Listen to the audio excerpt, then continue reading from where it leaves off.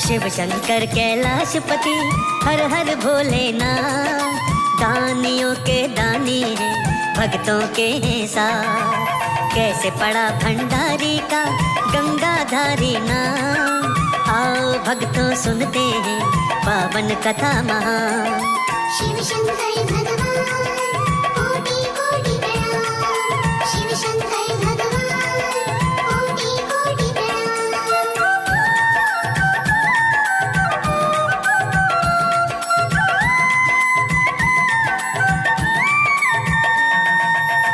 भक्तजनों, कथा प्रारंभ होती है महाराजा सगर से। महाप्रतापी राजा सगर ने अश्वमेध यज्ञ करवाया और यज्ञ का घोड़ा छोड़ दिया, जिसका रक्षण करने के लिए महाराजा सगर के 60,000 पुत्र घोड़े के पीछे पीछे चला करते थे। इधर देवराज इंद्र को यह भान हुआ कि यदि सगर का यज्ञ सफल हो गया तो उसका इंद्रासन अवश्य छिन जाएगा। सो उसने इस यज्ञ को भंग करने की एक कुटिल चाल सोची। भक्तों, उसने रात को अश्वमेध यज्ञ का घोड़ा चुराया और चुपचाप जाकर कपिल मुनि के आश्रम में बांध दिया। जब सुबह सगर पुत्रों ने देखा कि यज्ञ का घोड़ा कहीं नहीं है तो वो उसे ढूंढने निकल पड़े। ढूंढते ढूंढते कपिल मुनि के आश्रम में आए तो घोड़ा वहां बंधा पाया। उन्होंने सोचा कि घोड़े को चुराकर मुनिवर ने राजा सगर को चुनौती दी है। सो वो 60,000 पुत्र मुनिवर को अपशब्द कहने लगे, चोर इत्यादि कहकर संबोधित करने लगे। बस फिर क्या था भक्तों, ऐसी घटना घटी जिसका वृतांत इस संगीतमय गाथा के माध्यम से मैं आपको सुनाने जा रहा हूँ। मुनिवर जी फिर क्रोध में आंखें खोलते जाए, लाल नेत्रों से क्रोध की ज्वाला निकली जाए। क्रोधाग्नि में जल गए पुत्र वो 60,000, बने प्रेत वो भटक रहे रो रहे बारंबार। शिव शंकर भगवान कोटि कोटि प्रणाम, शिव शंकर भगवान कोटि कोटि प्रणाम। अपने पुत्रों के भस्म होने की बात जब महाराजा सगर को ज्ञात हुई भक्तों, भागा भागा कपिल मुनि के चरणों में आकर हाहाकार करने लगा, क्षमा याचना करने लगा। बोला, मुनिवर, ये सब तो इंद्र की कुटिल चाल थी, जिसके दंड का पात्र बन गए मेरे ये पुत्र और अब ये प्रेत बनकर भटक रहे हैं। कम से कम इनके प्राणदान लौटा नहीं सकते तो इनकी मुक्ति का ही कोई उपाय बता दीजिए प्रभु। जब कपिल मुनि को सत्य का बोध हुआ तो उन्होंने सगर को बताया कि तेरे पुत्रों की मुक्ति का मार्ग मात्र और केवल मात्र गंगा जल ही है। इसीलिए माँ गंगा का घनघोर तप कर उन्हें स्वर्ग से धरती पर लाना होगा। यह सुनकर सगर पुत्र अंशुमान माँ गंगा का तप करने वनों में आ गए, परंतु अपने देहांत तलक वो माँ गंगा को धरा पर नहीं ला सके। फिर उनके पुत्र दिलीप ने तप किया, वो भी असफल रहे। फिर असमंजस सहित सगर की कई कई पीढ़ियां तप करने में लग गईं, परंतु माँ गंगा को कोई धरा पर न ला सका। अब बारी आई भागीरथ की। उसने पहले ब्रह्मा और विष्णु का कठिन तप किया, क्योंकि विष्णु जी के नख से निकलती थी गंगा और ब्रह्म कमंडल में समाई हुई थी। दोनों ने भागीरथ के तप से प्रसन्न होकर उसे दर्शन दिए और उसे यह समझाया कि हम गंगा को छोड़ने के लिए तैयार हैं, परंतु इसका भारी वेग धरती के 2 टुकड़े कर देगा। इसलिए जाओ और भोलेनाथ की तपस्या करो, क्योंकि सृष्टि में केवल वे ही माँ गंगा का वेग धारण कर सकते हैं। शिव भोले के नाम की मन में अलख जगाए, जपता रहा वो रात दिन ओम नमः शिवाय। दर्श दिखाओ शंकर जी करता हूँ आह्वान, दर्श दिखा कर दे दीजिए मुझको अभय वरदान। शिव शंकर भगवान कोटि कोटि प्रणाम, शिव शंकर भगवान कोटि कोटि प्रणाम। भागीरथ के भारी तप से प्रसन्न होकर भगवान भोलेनाथ ने उसे दर्शन दिया और वरदान मांगने को कहा। तब भागीरथ ने दोनों हाथ जोड़कर प्रार्थना की, हे प्रभु, मेरे पुरखों का उद्धार अब केवल आपके हाथों में है। वो प्रेत योनि में भटक रहे हैं और माँ गंगा का जल ही उनकी मुक्ति का उपाय है। ब्रह्मा जी और विष्णु जी माँ गंगा को मुक्त करने को तैयार हैं, परंतु माँ का भारी वेग धरती माँ सहन नहीं कर सकेगी। इसलिए प्रभु केवल आप और केवल आप ही माँ गंगा के भारी वेग को धारण कर सकते हैं। इसलिए प्रभु मेरा कल्याण कीजिए और माँ गंगा का भारी वेग धारण कर लीजिए। देवादिदेव भोलेनाथ दानियों के दानी तथास्तु बोलकर माँ गंगा के वेग को धारण करने हेतु तत्पर हो गए भक्तों। भागीरथ आह्वान पे शिव शंकर जी आए, गंगा धारण करने को खोल दी अपनी जटाएं। पूरे वेग से स्वर्ग से गंगा बहती आई, आके शिव की जटाओं में गंगा गई समाई। शिव शंकर भगवान कोटि कोटि प्रणाम, शिव शंकर भगवान कोटि कोटि प्रणाम। श्री हरि के नख से निकलकर ब्रह्म कमंडल से होती हुई माँ गंगा धरती की ओर बहकर आ रही है भक्तों। और मार्ग में खड़े हैं देवादिदेव भोलेनाथ अपनी जटाएं बिखराए हुए। माँ गंगा सीधा आकर भगवान शिव की जटाओं में समा गई और भगवान शिव ने माँ गंगा के वेग को अपनी जटाओं से बांध लिया। फिर भागीरथ के उत्थान को माँ गंगा की 3 निर्मल धाराएं भगवान शिव ने छोड़ी। पहली धारा आकाश को चली गई, जिसे हम भक्त लोग आकाश गंगा कहते हैं। दूसरी पवित्र धारा पाताल लोक को चली गई, जिसे हम भक्तजन पाताल गंगा कहते हैं। और तीसरी निर्मल धारा भागीरथ के पीछे पीछे बहकर गोमुख के रास्ते धरती पर आ गई तथा ऋषिकेश हरिद्वार होती हुई ज्यों ही सगर पुत्रों की राख से मिली, प्रेत बने सगर के पुत्र प्रेत योनि से मुक्त हो गए तथा वैकुंठ लोक को चले गए। तब से यह प्रचलन है भक्तों कि मृत मनुष्य की दाह संस्कार के पश्चात उसकी राख माँ गंगा के पावन जल में बहाई। शिव शंकर की कथा कहूँ, चरणन करूँ प्रणाम, भोलेनाथ दीनों गाहे सारी कथा को ज्ञान।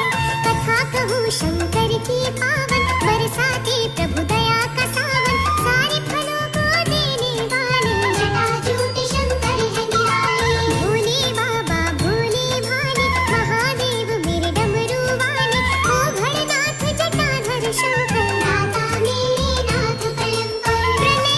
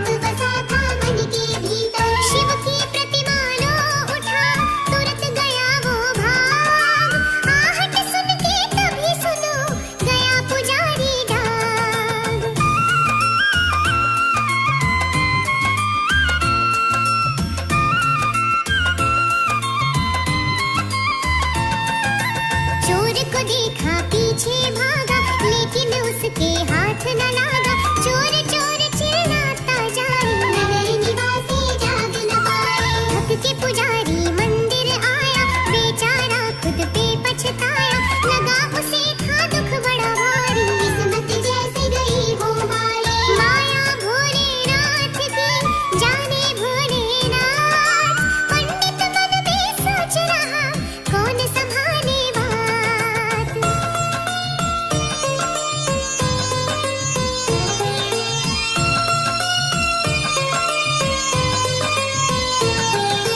सारे निवासी तब वहां आए, सुबह वो प्रतिमा को ना पाए।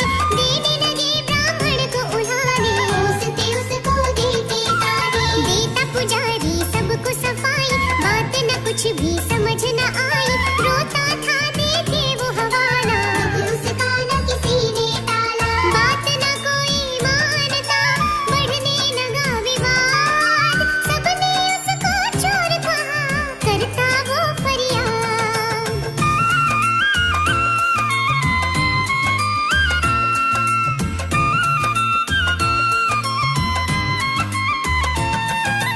देखो कैसा पाप था छाया, उसको ही तब चोर बताया। मंदिर से फिर उसको निकाला, और मुसीबत में था डाला। रोजगार सब उसका छूटा, क्यों कर दामन खुशी का छोटा। चरणों में वो गिर गया शिव के, लेकिन कुछ भी छुपाना शिव से। रो रो कर वो कहता था, हुआ ये कैसा काम। दास आपका था सुनो, खोया क्यों सम्मान।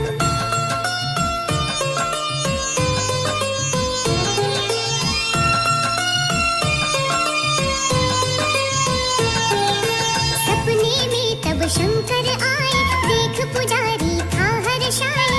बोले भोले राह निकालो, बेटी सहारा मुझको संभालो। शंकर उसको